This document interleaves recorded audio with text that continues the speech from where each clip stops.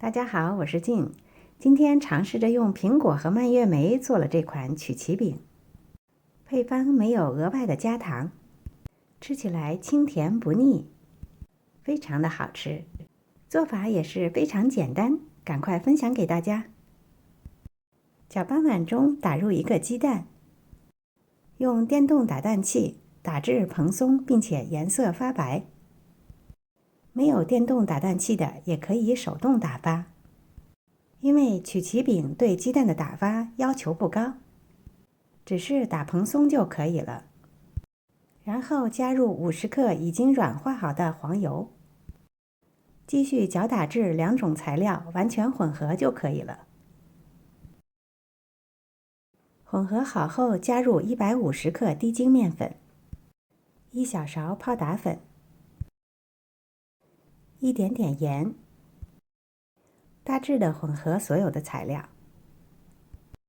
如果觉得比较干，还可以适当的加一点点牛奶。大致能够成团就可以了。准备1个中等大小的苹果，洗净，去掉外皮，切成小方丁儿，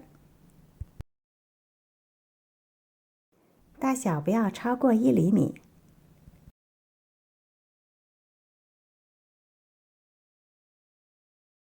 切好后加入到面团中。另外我还加了50克核桃仁儿，因为配方不想加糖，所以我又加了50克蔓越莓干。你也可以用葡萄干代替，或者用切碎的黑巧应该也不错。混合所有的材料，大致的和成面团。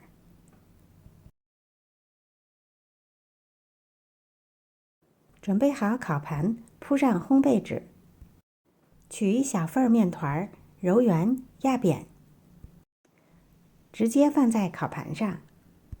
曲奇饼的大小按你的喜好分就可以了。我一共分了8份。做好后就可以烤了。烤箱要提前预热好，180度烤22到25分钟左右。烤至表面微微的发黄就可以出炉了。空气中弥漫着淡淡的烤水果的香气，感觉非常的不错。你也可以准备一点肉桂糖粉，1小勺糖粉加半小勺肉桂粉，混合起来，均匀地撒在已经放凉的曲奇饼上。这样不仅可以增加一点点的甜度，也丰富了它的口感。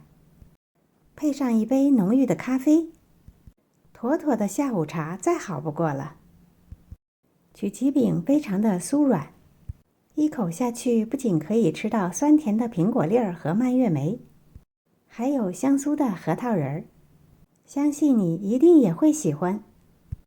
今天的视频就到这里了，感谢您的收看。如果喜欢我的视频，别忘了点赞、分享和订阅我的频道哦。我是静，我们下次再见。